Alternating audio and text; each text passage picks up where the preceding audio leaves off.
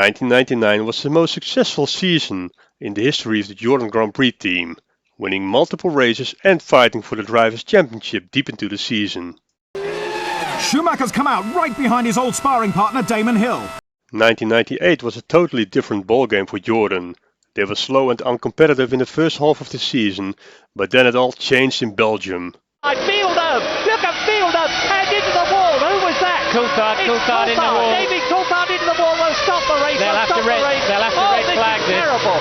Look, this is quite appalling. This is the worst start for a Grand Prix that I have ever seen in the whole of my life.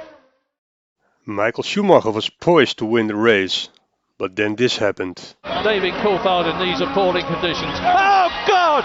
Michael Schumacher hits David Coulthard and is out of the Belgian Grand Prix. The furious Ferrari driver is on his way to the McLaren garage to have a word with DC, but his team are holding him back, trying to keep him at a safe distance this time. Eddie can barely watch the final moments as Damon Hill rounds the last turn to take the checkered flag and a historic win for Jordan. The Irishman is overcome. Thumbs up for Jordan. We want to get out and celebrate this because it's a great day for us, for Mugen-Honda, for Jordan, and for the team. You know, it's brilliant. Damon bounces back in Belgium. At the final race in Japan, Jordan took 4th position in the Constructors' Championship. Number 1 driver Mika Hakkinen comes round to win the Japanese Grand Prix and the Drivers' World Championship in style, with Irvine bringing the lone Ferrari home in 2nd. But they're still racing for 4th position as Damon dives down the inside of Frentzen's Williams at the last corner of the race, putting one over on his 1999 teammate to give the Jordan team 4th place in the Constructors' title. The 99 season started with a new car and a new driver in Heinz-Harald Frentzen. Jordan launched its new car at the Palladium in London's West End. Last season was the team's most successful, and with 2 race-winning drivers on board, Eddie Jordan's team has a bright future. I think it's going to be an interesting season for us. I think that we want to leap forward from where we ended up last year and keep that ball rolling and keep progressing up towards the front of the grid. Whether we can win the championship or not, I don't know, but we may have an opportunity. Hill is joined at Jordan by Heinz-Harald Frentzen. I tried to sign him about 3 times in various different years preceding this year, and when he became available, I absolutely jumped on it. Jordan has received an extra boost in the form of a more powerful engine by Mugen. Riding with Frentzen right on the tail of Zanardi, he pulls alongside, the Mugen powering the German up to 2nd place. Down to 4th, Hakkinen must now deal with Frentzen. He's in the German's tow and pulls out, side by side as they approach the chicane, and it's Hakkinen's corner. Mike Gascoigne was the designer of the new Jordan car. He replaced Gary Anderson as chief designer in 1998. Now let's do an onboard lap with Damon Hill.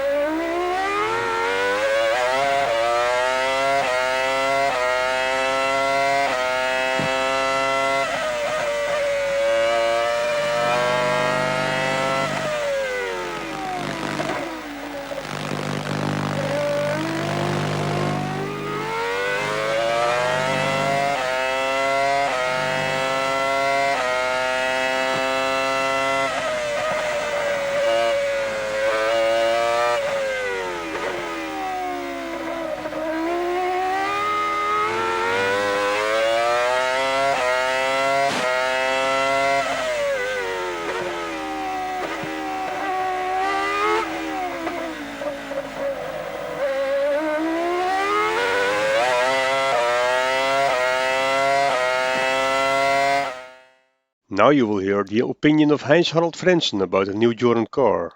The Jordan 99 car was not really, especially on high downforce configuration, was pretty average. Yeah, we had a bit of an advantage if we were coming to low downforce circuits. The car was more efficient there, but we had also a big issue on the brake ducts on the front.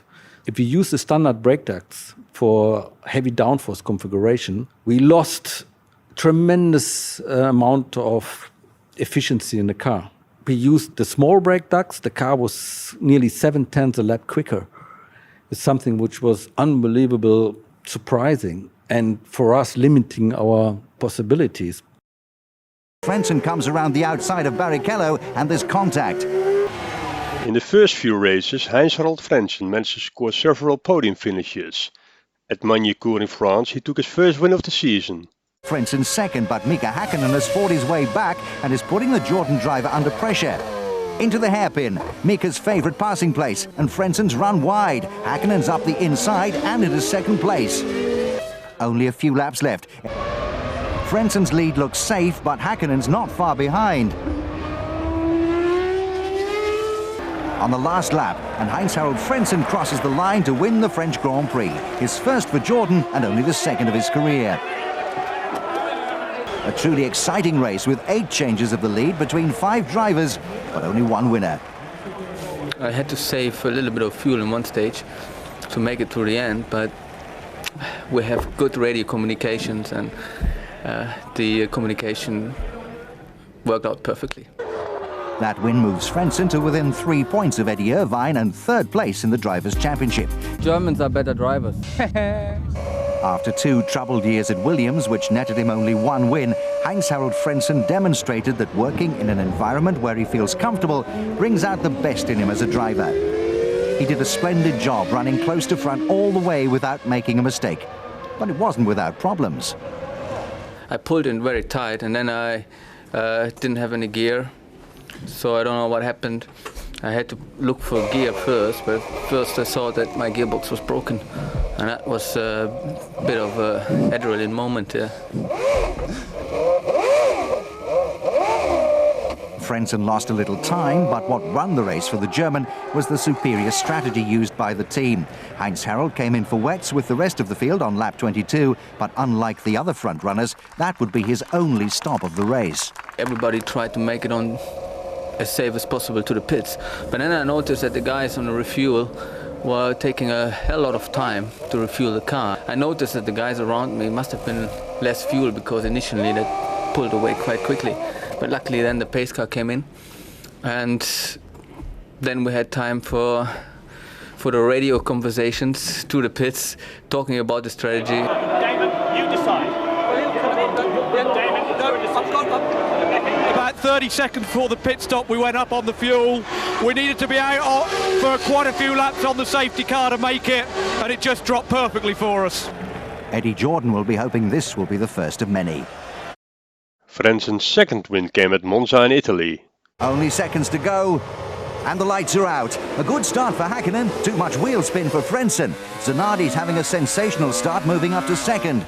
Charging down to the first chicane, it's Häkkinen, Zanardi, Frentzen, Coulthard and Schumacher together. The Ferraris are well down as half the field take a shortcut. Genet and Takagi tussle for the same piece of road. That incident putting the Spaniard out. Riding with Frentzen right on the tail of Zanardi, he pulls alongside, the Mugen powering the German up to second place. Häkkinen's first, Frentzen second, Zanardi's third, and there's a battle for fourth between Schumacher, Salo and Coulthard.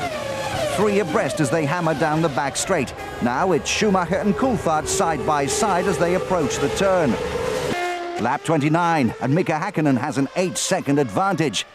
He's got it sideways. Unbelievable. The McLaren grinds to a halt. Häkkinen showing his frustration at throwing away 10 valuable championship points. With Häkkinen out, Frentzen moves into the lead. The 53rd and final lap, and Heinz-Harald Frentzen can see the checkered flag and his second win of the season. A fantastic race for the Jordan driver, putting him in contention for the driver's title. The German drove magnificently, keeping his cool while under pressure from Ralph and strengthening Jordan's grip on third place in the constructors. Jordan's first dry win is a sign of its increasing competitiveness. This 10 points means quite a lot for me and for the team, and it's also my biggest success in my Formula One career so far, and I'm absolutely delighted. And so are the Jordan team now that Frentzen has a real chance of going for glory. Heinz-Harald Frentzen's win in Italy has put him within reach of the leaders. to win the World Championship, we have to beat the McLaren in speed, and that is a bit difficult in that situation at the moment. We're doing our best. It looks like going down to the wire.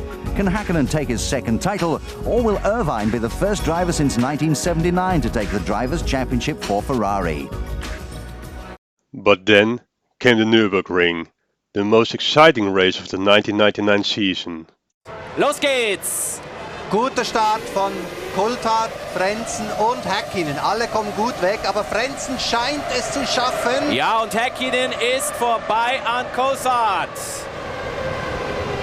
Schauen Sie mal den Abstand zu Fisichella. Der hält nach wie vor Irvine auf.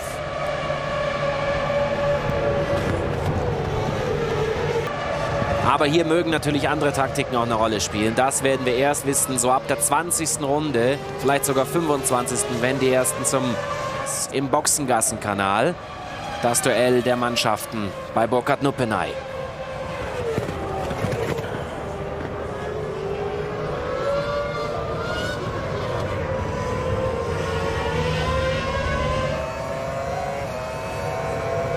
Frentzen kommt jetzt wieder unter Druck. Jetzt ist diese Phase, die so entscheidend ist. Hier macht man die Sekunden oder hier verliert man sie.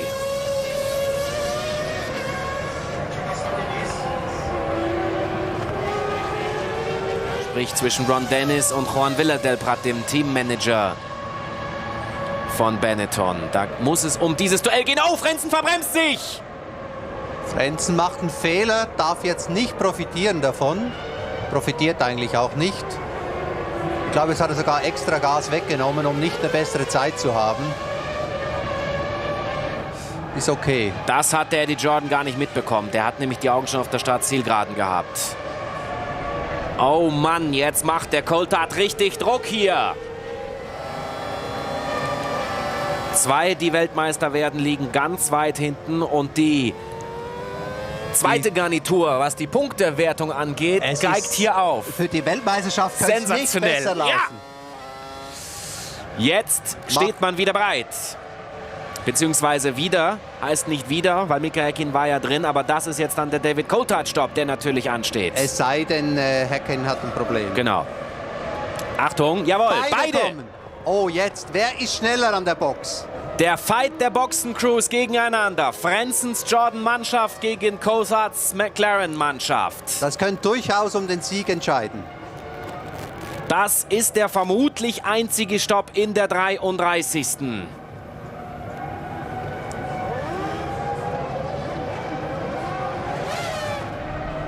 Es bleibt bei der Reihenfolge. Frentzen hält die Spitze vor Coulthard. So, jetzt muss Coulthard angreifen, wenn er gewinnen will.